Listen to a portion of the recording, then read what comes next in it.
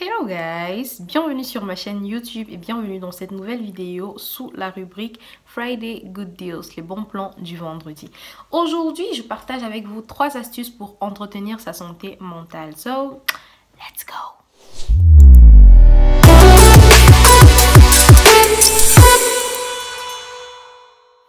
First off, première astuce, je voudrais vous conseiller la joie. Qu'est-ce que j'appelle la joie dans ce sens? Là, on ne parle pas de grosses choses ou alors d'accomplissements ou alors de grands projets ou alors de choses qui vont vous coûter tellement d'argent. Non, j'appelle la joie tous ces petits moments spontanés qui nous font du bien. Là, je parle par exemple des moments de rigolade, des moments de fou rire, des moments de blague, des moments de partage et tout. Et en général, c'est pas difficile à avoir. C'est-à-dire que il faut pas aller chercher loin pour les avoir. Par exemple, moi, j'aime bien parcourir les réseaux sociaux pour trouver du contenu amusant parce que le contenu amusant me fait rigoler. Et moi, perso, si je devrais donner un exemple parfait de moment de joie, c'est les moments où je ris. Parce que je trouve que le rire, ça fait énormément de bien. Du coup, moi, sur les réseaux sociaux, c'est ce type de contenu que je cherche en général. Hormis les trucs sur la santé mentale et sur l'éducation, si on veut dire ça comme ça, que je cherche. Je cherche aussi surtout le rire. Parce que je trouve que ça fait vraiment libérer l'esprit. Et c'est spontané, on rigole sans s'en rendre compte. Ça se trouve sur les pages de blogueurs, ça se trouve dans les chroniques drôles, ça se trouve dans les mèmes, ça se trouve dans les vidéos drôles. Et c'est pas difficile à avoir en fait. Il suffit d'aller sur les réseaux sociaux qu'on trouve ces choses-là. C'est vrai que les réseaux sociaux, on peut dire que ça regorge de choses négatives, mais il y a aussi ce point positif là, c'est qu'il y a énormément de choses drôles sur les réseaux sociaux, de choses peu sérieuses qui font que voilà quoi, on se sent un peu moins cloué dans la réalité difficile que nous traversons tous les jours et tout. Du coup, moi j'aime bien les réseaux sociaux dans ce sens-là. Et perso, ça m'aide souvent. Je vais vous prendre un exemple. Moi perso, quand j'ai des crises d'angoisse où je me sens vraiment mais vraiment mal, je sais pas comment expliquer, mais je crois que vous savez réellement à quoi, enfin vous pouvez avoir un exemple de ce à quoi ça ressemble d'avoir des crises d'angoisse. En général, on a du mal à respirer, on a du mal à réfléchir, on a l'impression d'avoir une boule dans la poitrine, mais vraiment vraiment, du coup on a l'impression que tout se resserre contre nous, on pleure, on est vraiment, bref, on est dans un état vraiment vraiment mal. En général, quand moi j'ai ce genre de crise là, direct je cherche ce qui peut me calmer parce que je vais vraiment mal. Et c'est physique, c'est un truc que tu ressens vraiment, tu ne sais pas quoi faire, tu trembles et tout. Moi en général, ce que j'ai découvert récemment qui m'aide bien parce qu'avant j'avais d'autres façons ou alors je savais pas comment gérer. Mais maintenant ce que je trouve facile, c'est que j'entre dans ma galerie directement, je cherche directement les vidéos qui me font souvent du bien, qui me font souvent rigoler et tout.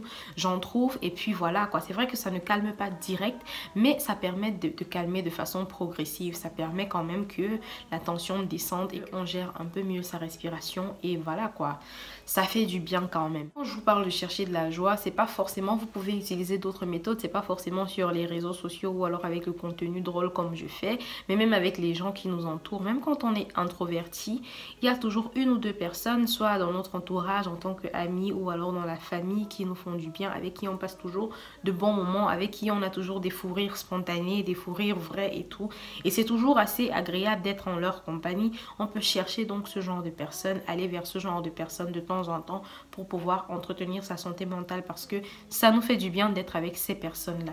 Donc il faut aller vers ces personnes-là, faire des activités qui puissent nous permettre vraiment d'être heureux, d'être joyeux sur le moment. Ça ne demande pas forcément de faire de grosses choses, de faire de grosses aventures ou alors avoir de grands objectifs ou alors je sais pas trop. Non, dans les petits moments justement, les petits moments simples là, on peut trouver de la joie juste en rigolant, juste en passant un bon moment avec des gens qu'on aime et tout. Ça peut se faire même avec des inconnus. On peut rencontrer des inconnus en route à qui on dit un bonjour souriant et après ça nous fait du bien. Et quelqu'un dans la rue, ça peut faire du bien, ça peut apporter de la joie parce qu'on se dit ok, on a fait une bonne action et voilà quoi. C'est une façon aussi de s'apporter de la joie. Causer même parce que on n'a pas tout le temps l'occasion de rencontrer des gens, mais on peut aussi le faire par téléphone si vous avez des personnes avec qui vous parlez souvent et c'est toujours intéressant, c'est toujours amusant, c'est toujours fun ou alors c'est toujours simplement agréable.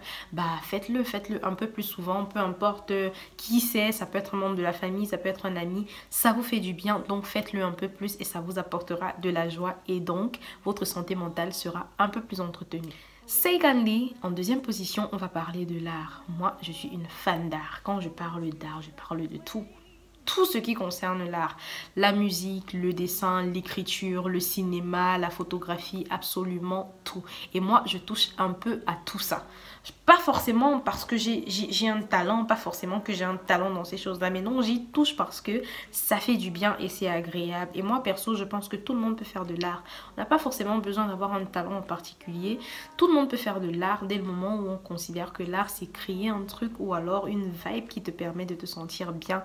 Et peut-être aussi qui permet aux gens autour de toi de se sentir bien. Du coup, moi, je considère que l'art, tout le monde peut en faire, même si on n'a pas de talent.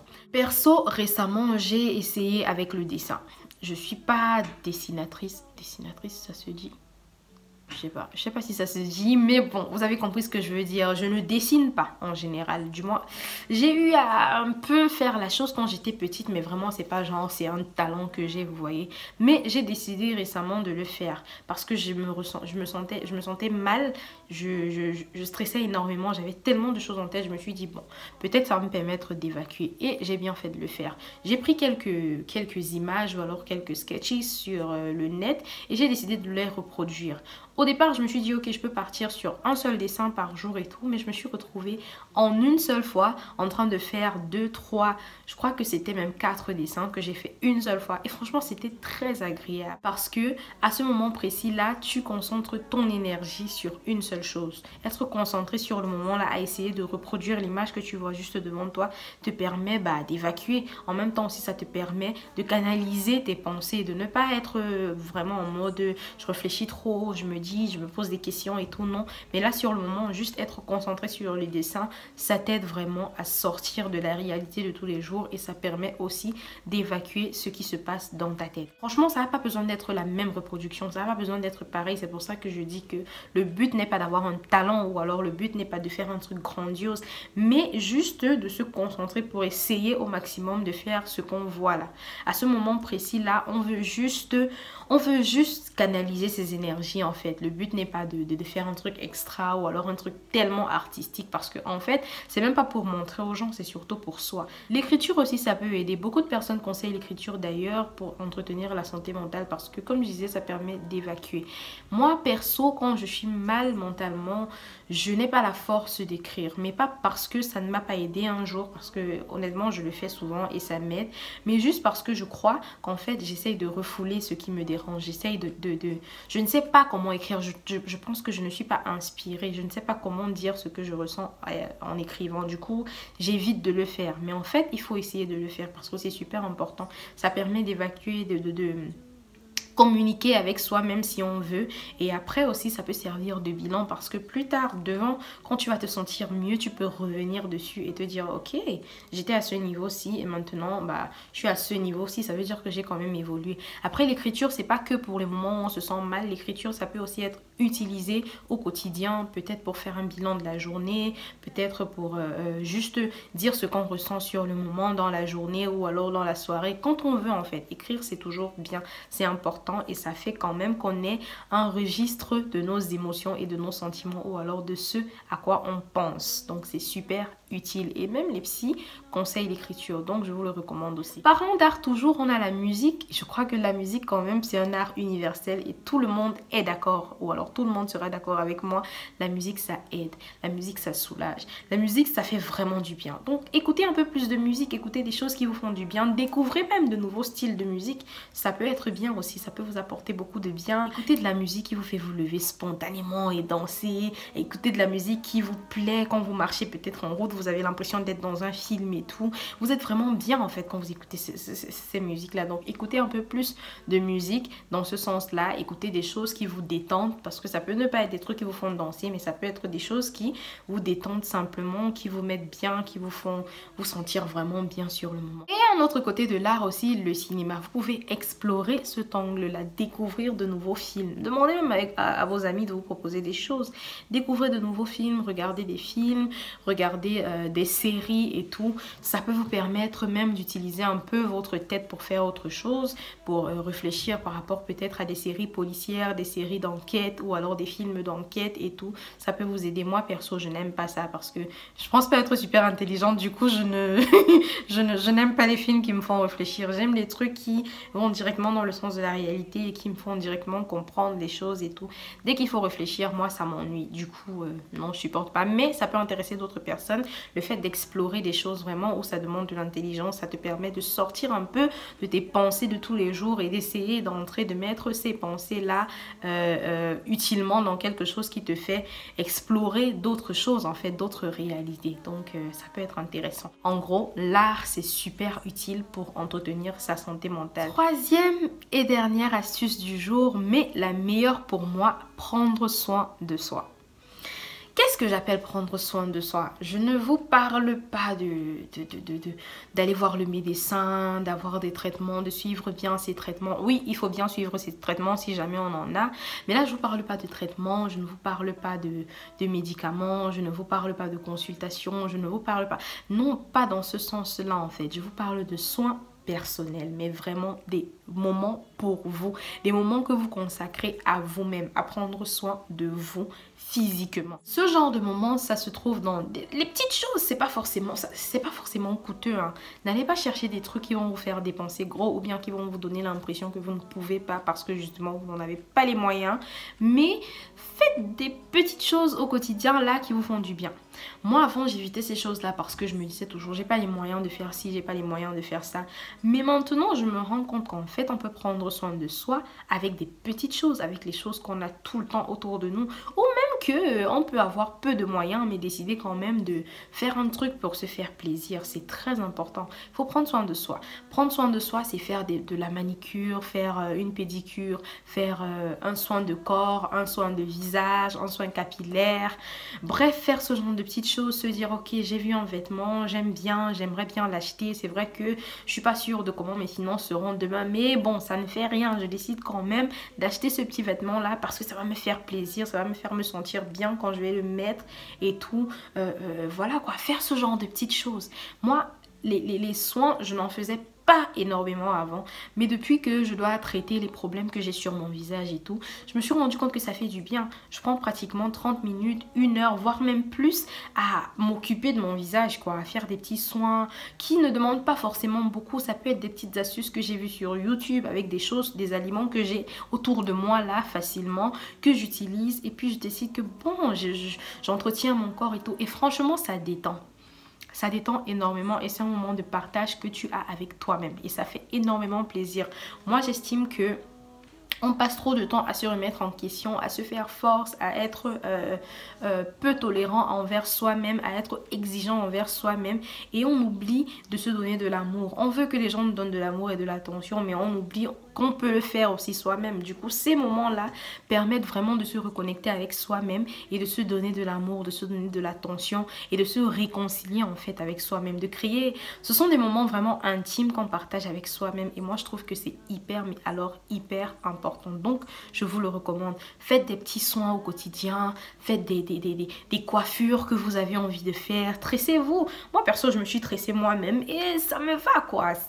J'avais envie et j'ai décidé de le faire. Et voilà, je me sens bien. Mais si vous pouvez aller vous faire coiffer par quelqu'un d'autre et que ça vous fait plaisir, faites-le. Si vous pouvez faire une manicure, faites-la. Si vous pouvez aller faire un massage même, ou même le spa et tout. Bref, des petits soins, les soins physiques, franchement, ça aide. Prendre soin de soi-même, ça aide. Parce que une fois que vous avez fait un truc bien pour votre corps, bah, ça va quoi. Vous vous sentez détendu, vous vous faites plaisir, vous êtes heureux et ça fait que même mentalement, ça envoie des ondes là et des ondes positives et ça fait que vous vous sentez détendu et heureux. Mais surtout, vous avez beaucoup d'amour en vous et vous pouvez aussi le donner aux autres autour de vous. So, nous sommes arrivés au terme de cette vidéo sous la rubrique Friday Good Deals. J'espère vraiment que ça vous a parlé, j'espère vraiment que vous avez aimé et que vous allez appliquer ces astuces là que je vous ai données. Je vous en donnerai plus avec le temps. Si vous aussi vous avez des astuces pour moi, laissez-les-moi en commentaire. Je tiens à préciser que ces astuces-ci sont pour tout le monde. C'est autant pour les personnes qui sont mal mentalement que celles qui ne le sont pas forcément, qui n'ont pas forcément un énorme problème, parce qu'il est toujours important d'entretenir la santé mentale pour éviter éviter justement de se retrouver dans un problème particulier ou alors dans des détresses mentales, ou bien même simplement pour pouvoir attirer des ondes positives et de la sérénité autour de nous pour qu'on puisse mieux affronter les épreuves à venir autour de nous. Et pour les personnes qui se sentent mal et qui traversent des choses, c'est aussi super utile. Vous allez me dire que c'est compliqué de faire ce genre de choses parce qu'on perd le goût à tout quand on est mal mentalement, mais en même temps, il faut se faire force.